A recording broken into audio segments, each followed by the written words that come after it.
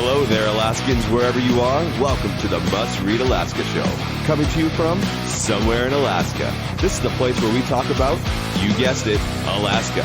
Where we keep the mainstream media on their toes and where we are standing up for what's right in a world run by leftists. You can find out more by heading over to mustreadalaska.com and also checking out the Must Read Alaska YouTube channel for some really great content. But first, let's get this party started.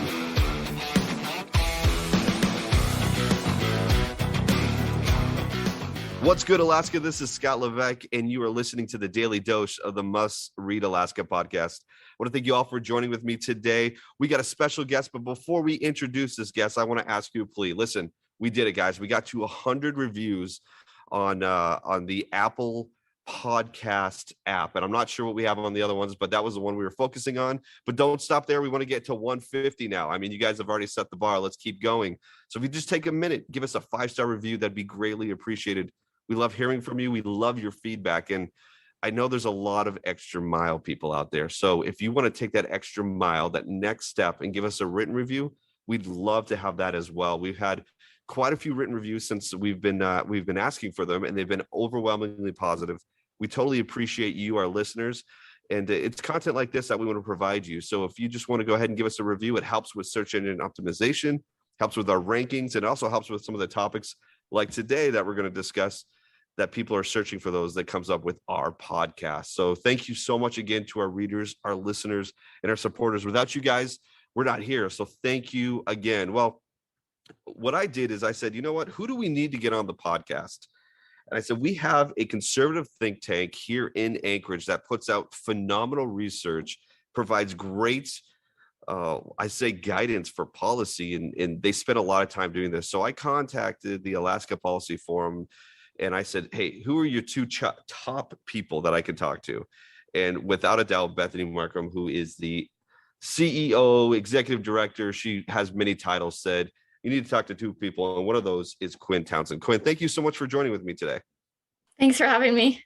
Hey, Quinn, could you tell us a little bit about sort of your background, what you do at the Alaska Policy Forum, and kind of what are some of your specialties? Sure. So my background is I have an education in economics, a master's degree in natural resource economics from West Virginia University. We worked a lot with the school in Anchorage, so that was cool. Yeah. And in terms of work history, before grad school, I worked for an organization in Ohio that's pretty similar to Alaska Policy Forum, but focused specifically in Ohio. And I worked mostly on tax policy. And so we focused a lot on how to improve the tax system in Ohio and surrounding states. So that's my background.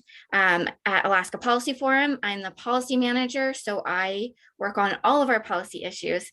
That includes education policy, the state budget, taxes, healthcare. We did business liability protection. So a wide variety of topics.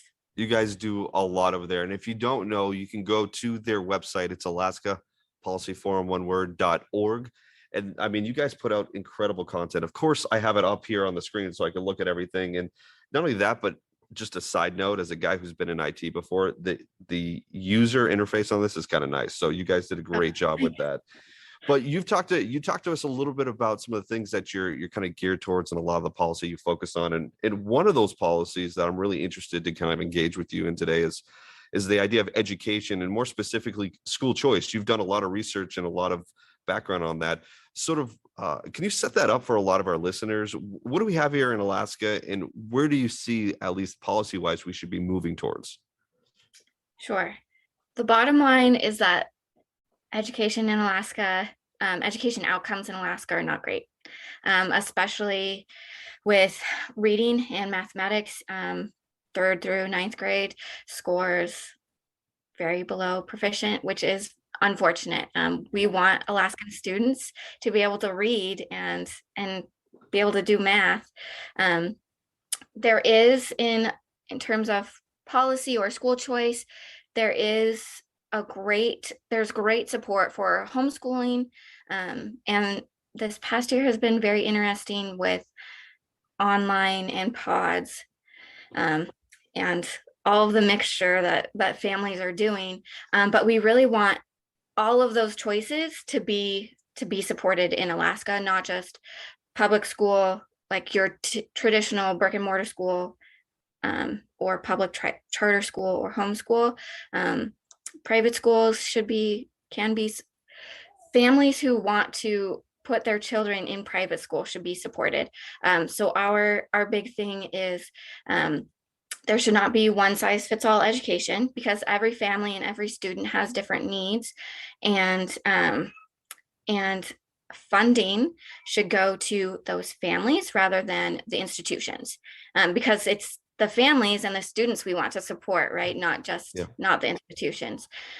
So we do a lot of work with that.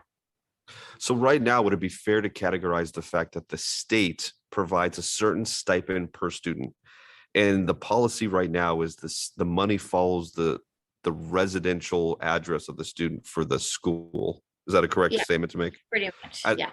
Okay, as opposed to what you're proposing, or at least the Alaska Policy Forum is proposing, based on your research, which is the money should follow the student as opposed to the address. Yeah.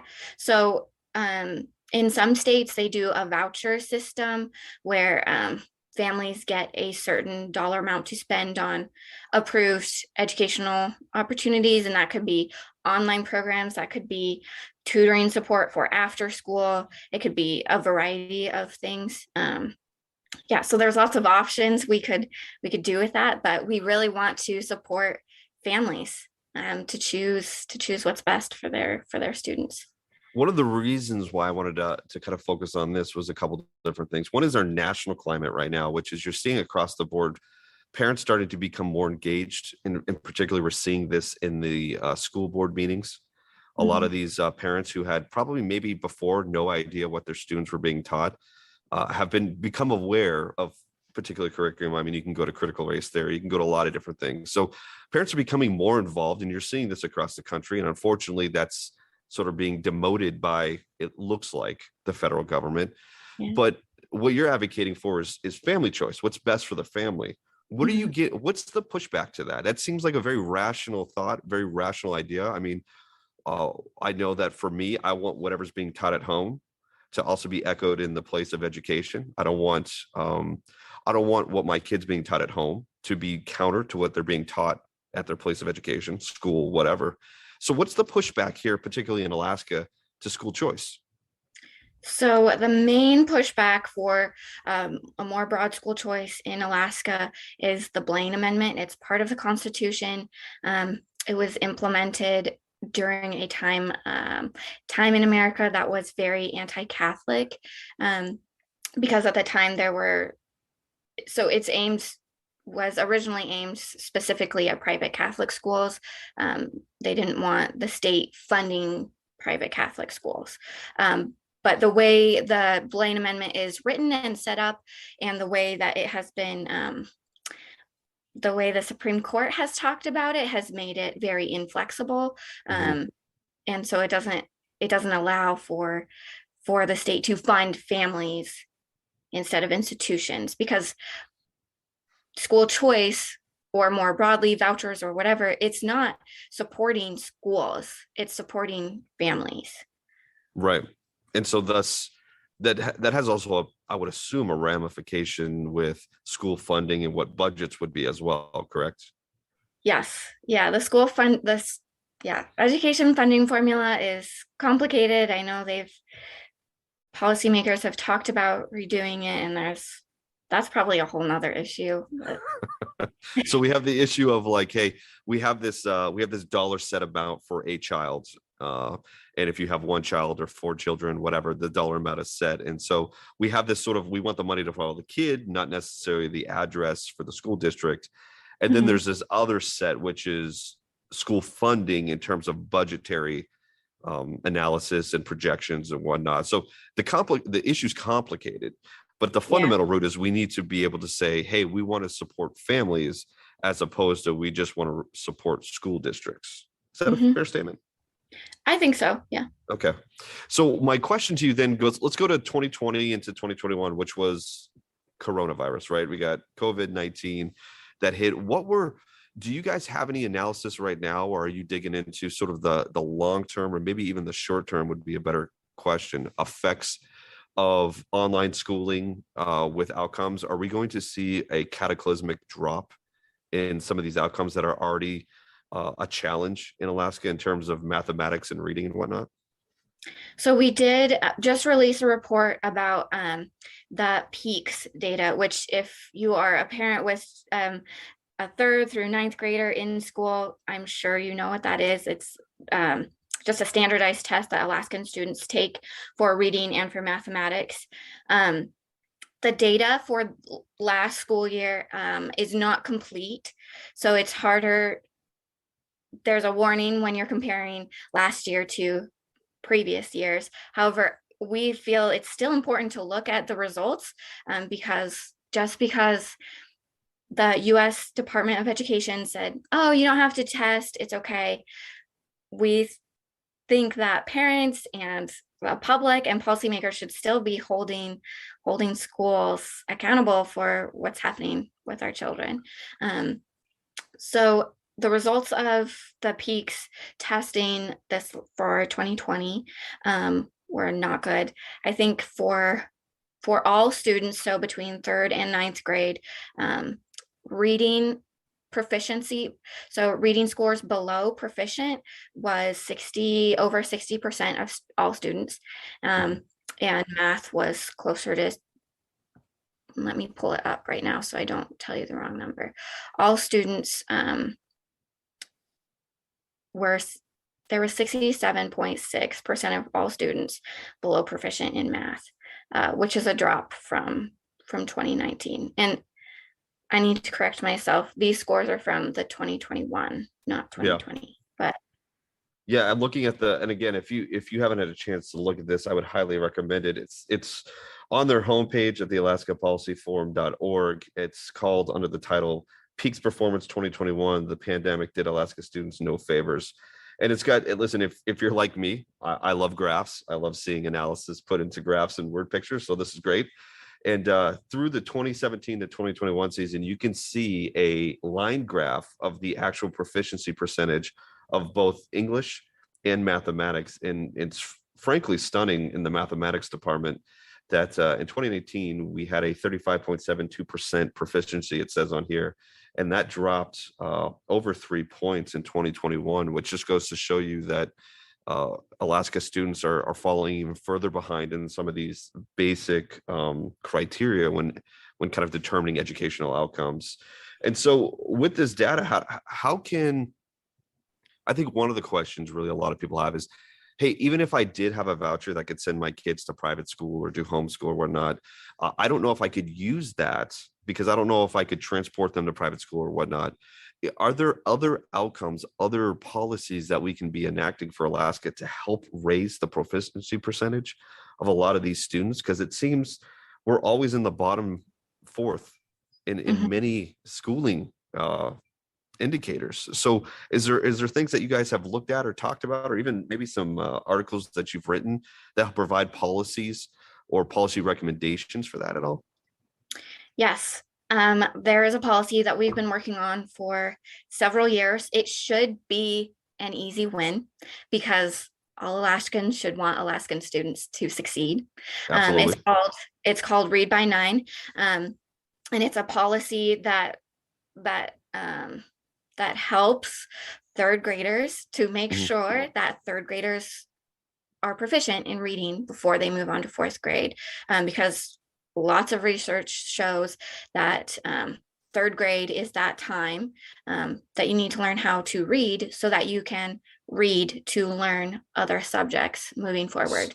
So just let me ask you, for those who are listening, that's HB 164, correct?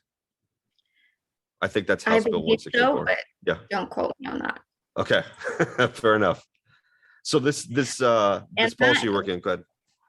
I just want to clarify that the Read by 9, that bill is not ours. We don't write bills or anything like that. We simply present good policy, and policymakers make changes that we may or may not agree with. Sure. So this Read by 9 bill, so you were saying, just to reiterate, the idea is that by third grade, a student's outcome can be determined by their literacy rate at that age. Often, yes. Okay. And so what are we seeing currently in Alaska? Are we seeing that that's been at the same percentage numbers as we're seeing on a lot of these peak tests?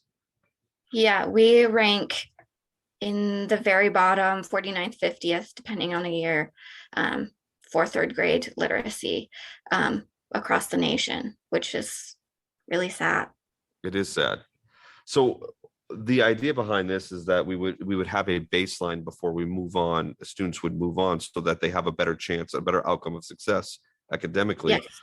What's Mhm. the pushback on this? Um, I think in the past few years, part of it was COVID ended Yeah, session very early in 2020. Um, other, and that's just a timing thing, which right, is unfortunate. Um, and of course, in the world of politics, lots of other things get put into bills. And right.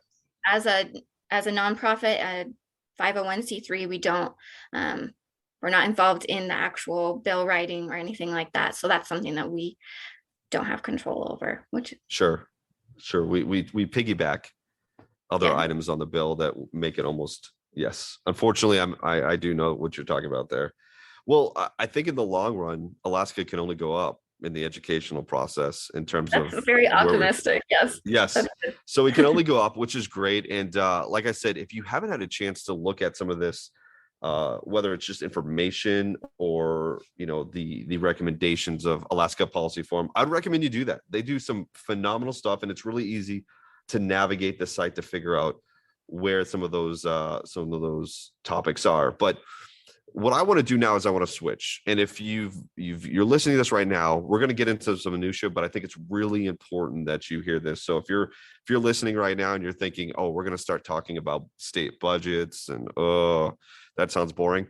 The problem is that you don't know this and you're getting bamboozled sometimes because there's a lot of politicians and a lot of policymakers that like to sweet talk you and tell you what you want to hear as opposed to the reality. And that's why Quinn's with me, because Quinn is a savant with the numbers. I'm saying that. She did not say that. I'm giving her praise. Thank But you. Quinn, talk to us a little bit about the budget. Overall, there's been a lot of talk. Obviously, budget, we're in a deficit. We're not in a deficit. We need the PFD. That's why we're commandeering 50+% of it. No, we don't need that. We need to. Can you just give us right now a general overview of the landscape of Alaska and particularly the state budget? Sure. So this past year, if you ever want to look at graphs of the budget, I've got some on our website. So if you want to follow along on our website, the myth of Alaska's 40% budget cuts is what you want to look for. Okay. So this past year, a lot of people were saying the budget has been cut by 40%, or some people were saying even more, which is a large number. Yeah. And they were saying the budget has been cut as much as it can be. We can't cut it anymore. And in fact, we need to talk about additional revenue streams because we just can't afford everything that we need to. That's not true. We've found the first problem with that statement is that the budget, that enacted bill that legislators pass, that the governor signs, is different than total state spending, because after the budget is passed, there's additional spending that happens that is approved in retrospect. So it gets spent, and then agencies or whoever it is, sometimes it's because of emergencies, Mhm. but people come to legislators and they're like, well, we spent over the budget, so now you have to approve it because we already spent the money. So the first thing to know about the state budget is when you're listening to someone talk about it, are they talking about the budget, that bill that is passed, or are they talking about total state spending? Because they should Right. be talking about total state spending. Okay. So the budget has not been cut by 40%. And by budget, we at Alaska Policy Forum are almost always talking about total state spending. And if we are talking about only the enacted budget, we make sure to clarify that. But we really found that total state spending only decreased by, let's see, the operating budget, which is most of total state spending, was only cut by 18.5%. And one of the largest portions of state spending is the cost of state government. So the cost of running the government, Right. it only decreased by 8.8%. Those are a far cry from 40% cuts. For sure. So just to clarify, to make sure our listeners are understanding, there's this idea of a total state budget that gets passed. And then what ends up happening is when all said and done and all the receipts are turned in and people that go over their budget go, oops, can you add more to this and more to that? The reality is it's not a 40% cut, but it's an 18.8% cut. For the operating budget. Mm-hmm. Right. And out of that 18.8%, 8 or so percentage actually comes from the operation of government itself. Yeah. So we're not even really cutting into a lot of social programs. That 10% that's quote left over are different budgetary cuts that may have been even more, but by the end of the actual fiscal year, it shows that, oh yeah, we overspent. So we guess the best way to put this for any parent out there is you ask for forgiveness as opposed to permission at that point. Yeah. So where do you see in the future of Alaska, where are some areas in the budget that we could really look at cutting expenditures, and how do we hold those in positions of spending accountable for that? Because it seems like they have the opportunity to go, oh, I accidentally spent over $1 million. Just fill in the gap, Dad. What can we do for that? Yeah. So the first thing is implementing a spending cap, a constitutional spending cap. And if you're state budget savvy, you might know that Alaska does have a constitutional spending cap already. That was put in place in the 80s, I think the 80s. And it was very large. So it's pretty much meaningless at this point because it's so large. It would be very hard to spend that much. Like there's no way Alaska would have enough money to spend up to the current spending cap. So Okay. So a revised constitutional spending cap that says you can't spend, total spending cannot be more than X amount. And that X amount, there's lots of different ways to formulate it. But at the end of the day,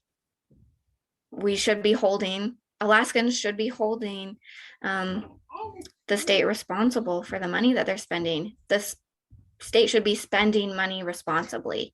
Right. So that's another project that we put out every year at the beginning of the year is a project called the Responsible Alaska Budget, where we come out with a number that says, hey, legislators, this is a really good standard. You should spend less than this amount.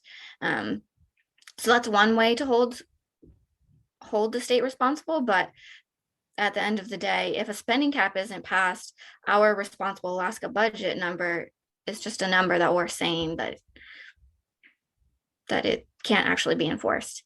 Right. So yeah, those are the two most important things, are the spending cap, and then just talking about, is the state spending money responsibly? So when it comes to the spending cap, obviously we haven't passed a spending cap that's lower than the ones that happened in the 80s. So what is the pushback to that? Is it the flexibility that legislators like to have? Is it, I mean, if we're not going to ever reach that number, at least currently, what is the harm in actually saying, okay, we're going to hold account? Well, maybe I've just answered my own question. Accountability. But why has there been pushback, or why has there not been any sort of legislation brought up? There have been lots of bills this past year proposed, and there's been lots of reasons why nothing has moved forward. But I think some of the pushback has been that flexibility that you mentioned. because there are emergencies that happen. I mean, the pandemic is a good example of something that nobody was expecting, and required funding, emergency funding. However, if a spending cap is written correctly, is formulated correctly, it takes that into account. So it should. So typically emergencies like disasters, or something like the pandemic, typically wouldn't be included in that spending limit, because it's not something that you can plan for. And also, is there would the federal CARES Act money, the money for the pandemic, does that get included in the budget, or is that an auxiliary, like almost side holding that is used during this time? Is that incorporated or no? So a spending cap would only cap state funds, so state spending. So it wouldn't include money coming from the federal government, which a lot of money from the federal government comes to Alaska. So federal funds are not included. And that's the same for when we as an organization are talking about state spending. We are talking about state funds, not money from the federal government. Good. Thank you for clarifying that. My next question obviously is a hot button topic for every Alaskan. I think, and again, I'm not born and raised in Alaska. I've lived in Alaska. This is my second stint. And obviously the PFD is a big part of this, right? So, and it started with Governor Walker starting to siphon the PFD off of Alaskans to use for budgetary reasons or otherwise. And that's kind of been the process the legislators have taken in the last 8-10 years. Governor Dunleavy ran off that. I think we were all hopeful that was going to happen, but at the end of the day, the legislator has to pass a PFD that's going to be paid out. Would a spending cap actually help the PFD, or is that just a different problem that's just on its own? Like, we're never going to be able, we're going to have to do a constitutional amendment. Like, how does the spending cap affect the PFD? And then we'll get to the PFD question later. I think that's part of the pushback and conversation around spending cap when you're writing that bill is what is included. Alaska Policy Forum as an organization does not have an opinion or a policy opinion regarding the PFD. So that's pretty much all I can say about it. Sure, absolutely. Well, I'll talk a little bit about it then, so you don't have to talk about it. I think a lot of people are just wondering if the siphoning of their PFD has a lot to do with irresponsible spending by the legislator, the body itself, and the idea that we have to hold up every program. And I think a lot of people probably on the conservative side, many people that probably listen to this podcast to enjoy it as opposed to try to get dirt off it, are interested in that topic. And obviously I know that the APF does not have a position on the PFD, but it's very interesting. Where are some areas in the budget that you think, based on your research, that we could really look at outside of a spending cap to maybe look at future ways to help balance a budget or to keep a budget within a healthy cap? Sure. You could, I'll share two ideas that are very different. One is to rethink how that budget number is calculated every year. So currently the budget is calculated as agencies or whoever looks at what their budget was last year and decides how it needs to change from last year's budget. It might be more responsible to implement what is called a zero-based budget, where agencies start at zero and prove why they need the money they're asking for. That's one way, because instead of just building off of last year's budget and last year's budget. Because we all know how budgets work, right? Like, if you have a $200,000, you're buying everybody a brand new chair and a desk to make sure that you get at least that same budgetary number the following year. Yeah. So something more specific that we've worked on recently is a report regarding the Alaska Marine Highway System. That's one portion of the state spending. And we have a lot of ideas about how to keep transportation for Alaskans without increasing funding for AMHS. That might not be responsible. And yeah, we have a lot of ideas. None of them, not one single idea is going to completely fix the ferry system and, get transportation super easy, fast transportation for everyone in Alaska. Right.